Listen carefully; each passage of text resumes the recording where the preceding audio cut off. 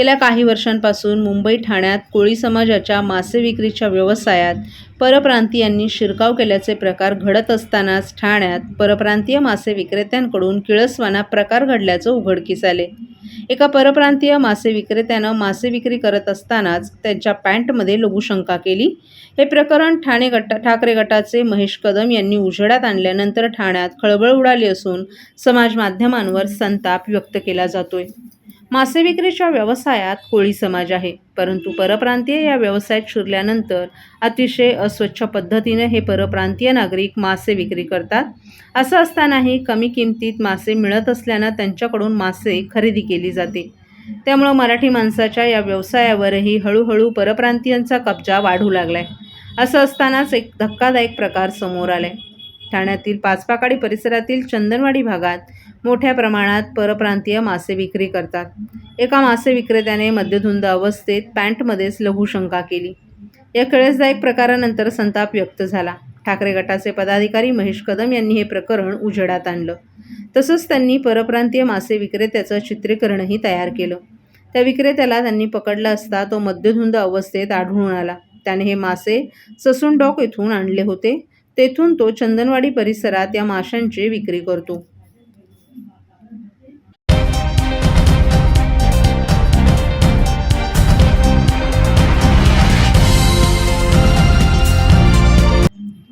भारतात सुरू असलेल्या जागतिक AI परिषदेदरम्यान युवक काँग्रेसकडून करण्यात आलेल्या आंदोलनाच्या निषेधार्थ ठाण्यात भारतीय जनता पार्टी महिला मोर्चा आक्रमक झाल्याचं पाहायला मिळालं।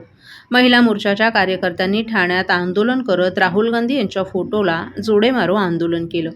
यावेळी राहुल गांधी यांच्या निषेधार्थ घोषणाबाजीही करण्यात आली। तसंच त्यांचे फोटो असलेले पोस्टर्सही फाडण्यात आले। यावेळी महिला कार्यकर्त्यांनी राहुल गांधी यांना साडीचोळी पाठवणार असल्याची घोषणाही केली आहे। देशाची माफी मागावी, अन्यथा अशा प्रकारचं आंदोलन सुरू राहील असा इशाराच महिला मोर्चाकडून देण्यात आला। महिला मोर्चाच्या कार्यकर्त्या समीरा भारती यांनी माध्यमांशी बोलताना देशाच्या प्रतिमेला धक्का पोहोचेल असं वक्तव्य कोणीही करू नये, भारताची बदनामी सहन केली जाणार नाही असं स्पष्ट केलं। या आंदोलनामुळे परिसरात काही काळ तणावाचं वातावरणही निर्माण झालं होतं। पोलिसांच्या उपस्थितीत परिस्थिती नियंत्रणात ठेवण्यात आली। ॲक्च्युली आम्ही निषेध आंदोलन याच्यासाठी करतोय की 2026-20 फेब्रुवारी रोजी जे इंटरनॅशनल AI समिट इम्पॅक्ट झाली होती, त्या ठिकाणी शर्टलेस असं आंदोलन राहुल गांधींच्या माध्यमातून, त्यांच्या युवा मोर्चाच्या माध्यमातून त्या ठिकाणी झालं होतं। आणि या बाबतीत देशाची प्रतिमा मलिन करण्याचं काम हे राहुल गांधींच्या माध्यमातून झालंय। 70-75 वर्ष जेव्हा ते राज्य करत होते त्यावेळेस देश कुठल्या ठिकाणी होता आणि आज मोदींच्या नेतृत्वात देश कुठल्या स्थितीत आहे या गोष्टीचा आपण नक्कीच विचार करायला पाहिजे। आणि जेव्हा देश विकासाच्या स्तरावर जातोय त्यामुळे मला असं वाटतं की ते त्यांचं डोकं जे आहे ते एकदम फिरलेलं आहे आणि त्यांना असं वाटतंय की आपण या माध्यमातून जे त्यांनी अर्धनग्न किंवा शर्टलेस असं आंदोलन केलेलं आहे त्या आंदोलनाचा आम्ही भारतीय जनता पार्टीच्या माध्यमातून निषेध करतो आणि राहुल गांधींनी जाहीरपणे माफी मागावी अशी आमची मागणी आहे।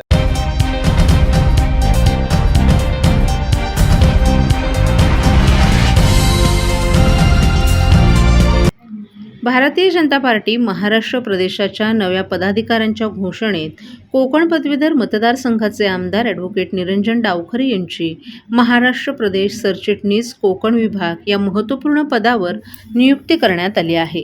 भाजप ठाणे शहर जिल्हाध्यक्ष, महाराष्ट्र विधानसभा निवडणूक प्रभारी म्हणून तसंच रत्नागिरी जिल्हा नगर परिषद, नगरपंचायत आणि ठाणे महानगरपालिकाच्या निवडणुकांमध्ये प्रभारी म्हणून जबाबदारी यशस्वीरित्या पार पडत असले आमदार डावखरे यांनी संघटनात्मक बळकटीसाठी प्रभावी कामगिरी केली आहे। त्यांच्या कार्यतत्परतेची दखल घेत पक्षश्रेष्ठींनी त्यांच्यावर कोकण विभागाची जबाबदारी सोपवली आहे। या नियुक्तीबद्दल प्रतिक्रिया देताना आमदार ॲडव्होकेट निरंजन डावखरे यांनी भारतीय जनता पार्टीचे राष्ट्रीय अध्यक्ष नितीन नबीन, पक्षश्रेष्ठी तसंच महाराष्ट्र प्रदेशाध्यक्ष रवींद्र चव्हाण यांनी आपल्यावर विश्वास ठेवून कोकण विभागाच्या प्रदेश सरचिटणीस पदाची जबाबदारी सोपवली, याबद्दल आपण मनपूर्वक आभारी असल्याचं सांगितलं। पंतप्रधान नरेंद्र मोदी, केंद्रीय गृहमंत्री अमित शहा आणि मुख्यमंत्री देवेंद्र फडणवीस यांच्या सक्षम, दूरदर्शी आणि विकासाभिमुख नेतृत्वाखाली पक्षानं दिलेली जबाबदारी पूर्ण निष्ठेने आणि प्रामाणिकपणे पार पाडण्याचा आपला प्रयत्न राहील. कोकण विभागात संघटन अधिक मजबूत करू, कार्यकर्त्यांशी सुसंवाद वाढवणं आणि जनतेचा विश्वास अधिक दृढ करणं यासाठी आपण कटिबद्ध असल्याचंही त्यांनी सांगितलं.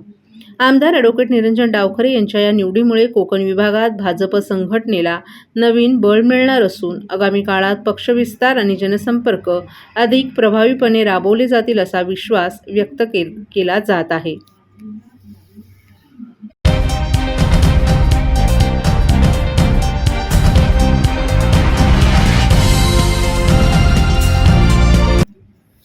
ठाणे महापालिकेत झालेल्या संयुक्त बैठकीत आयुक्तांनी दिलेल्या तत्वतः मान्यतेनुसार सुमारे फायलेरिया विभागात कर्मचाऱ्यांसह 5,000 कंत्राटी कामगारांना दिलासा मिळणार असून अनेक वर्ष सेवेत असलेल्या कंत्राटी शिक्षकांना कायम सेवेत घेण्याचा मार्गही मोकळा झालाय. आमदार संजय केळकर यांच्या सातत्यपूर्ण पाठपुराव्याला यश आल्यानं आज शासकीय विश्रामगृहात त्यांचा हृदय सत्कार कर्मचाऱ्यांनी केला. ठाणे महापालिकेच्या मुख्यालयात कंत्राटी कामगारांच्या विविध प्रश्नांबाबत आमदार संजय केळकर, आयुक्त सौरभ राव आणि कामगार प्रतिनिधींची संयुक्त बैठक झाली होती. या बैठकीत आयुक्तांनी दिलेल्या तत्वतः मान्यतेनुसार कंत्राटी कामगारांना सेवा सुविधा मिळण्याचा मार्ग मोकळा झालाय.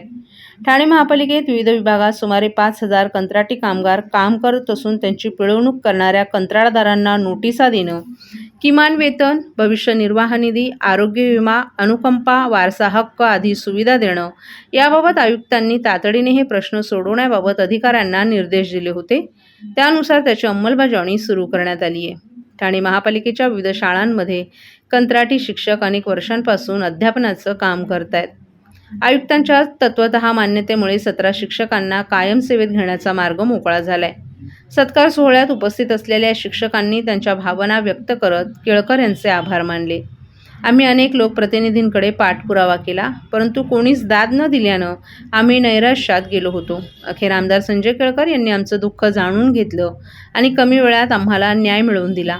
त्यांच्यामुळे आमचं भवितव्य सावरलं असून त्यांनी खऱ्या अर्थानं पितामह म्हणून भूमिका बजावली अशी भावना शिक्षकांनी व्यक्त केल्या. सफाई कर्मचाऱ्यांना वारसा हक्कानुसार नोकरी, घर देण्यात येतं, परंतु फायलेरिया विभागातील फील्ड कर्मचाऱ्यांना त्याचा लाभ मिळत नव्हता.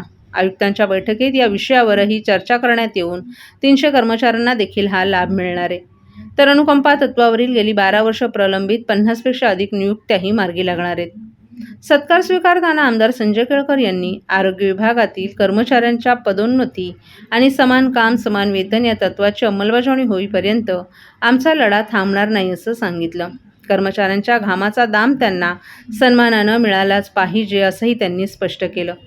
या सत्कार सोहळ्यात उपमहापौर कृष्णा पाटील, नगरसेविका अनिता ठाकूर, कामगार प्रतिनिधी अजित मोरे, सुधाकर शिंदे, नितीन मडके आदी कर्मचारीही उपस्थित होते.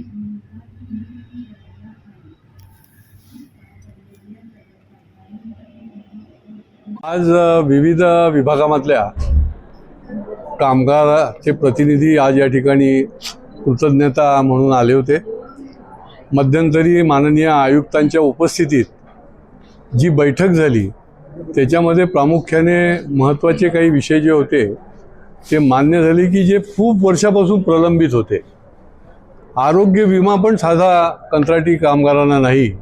जे कंत्राटी कामगार 5,000 आहेत परंतु त्यांचा आरोग्य विमा नाही, त्याच्या आरोग्याशी खेळ आहे आणि त्याच्यामुळे तो आरोग्य विमा तात्काळ लागू करण्याच्या संबंधीमध्ये आम्ही सातत्याने पाठपुरावा करत होतो. तो मान्य झाला आणि या पुढच्या काळामध्ये हा आरोग्य विमा जो आहे तो 5,000 कर्मचाऱ्यांना लागू होईल. फायलेरिया विभागामध्ये जे कर्मचारी काम करतात, खरं तर सफाई कामगार जो घाणीत काम करतो तो सफाई कामगार हा लाड पागे समितीचा धोरण आहे शासनाच्या आणि त्यानुसार फायलेरियामधली लोक देखील हे सफाई कामगार आहेत आणि त्यांना देखील वारसा हक्क मिळाला पाहिजे ही आम्ही गेली 1.5 वर्ष मी विधिमंडळात आणि महापालिकेकडे भूमिका मांडत होतो. तर ती त्यांनी मान्य केली आहे आणि ठाणे महापालिकेमध्ये जवळपास 300च्या वर फायलेरियाच्या कामगारांना जो आहे तो वारसा हक्क जो आहे तो त्यांना मिळणार आहे. त्यांच्या वारसांना त्या ठिकाणी नियुक्ती होणार आहे. पदोन्नतीचं पण हेच की का टाळाटाळ करतात मला कळत नाही. हे सगळे कामगार आहेत, कष्टकरी आहेत आणि या पदोन्नतीला दिरंगाई करतात. तर त्याच्याकरता आम्ही त्यांच्यासमोर जवळजवळ 50च्या वर कर्मचाऱ्यांची पदोन्नतीच रखडलेली होती, ती त्यांनी मान्य केली आणि त्याच्यामुळे ते देखील त्यांचा प्रश्न जो आहे तो मार्गी लागला. शिक्षण विभागामध्ये देखील 18 वर्ष कॉन्ट्रॅक्टवर शिक्षक काम करत होते. अनेक महापालिकांमध्ये त्यांना अशा प्रकारच्या शिक्षकांना सामावून घेतलं होतं, परंतु महापालिकेमध्ये ठाणे महापालिकेत त्यांना अजूनही सामावून घेतलं नव्हतं. तर आयुक्तांनी आता सक्त निर्देश दिलेले आहेत कार्मिक विभागाला आणि त्याच्यामुळे त्यांना देखील जे 18 वर्ष काम करत आहेत, शिक्षकाचं काम करत आहेत, तर त्यांना देखील कायमस्वरूपी करण्यात येतील. अनेक विषय जे आहेत जे हक्काचे आहेत ते सुटले पाहिजेत आणि या भूमिकेतून पुढच्या काळामध्ये देखील आम्ही सगळी मंडळी कामगारांच्या बाजूने राहू आणि त्यांच्या पाठीशी ठामपणे उभे राहू. एक वेगळा प्रश्न आहे. आज महासंघ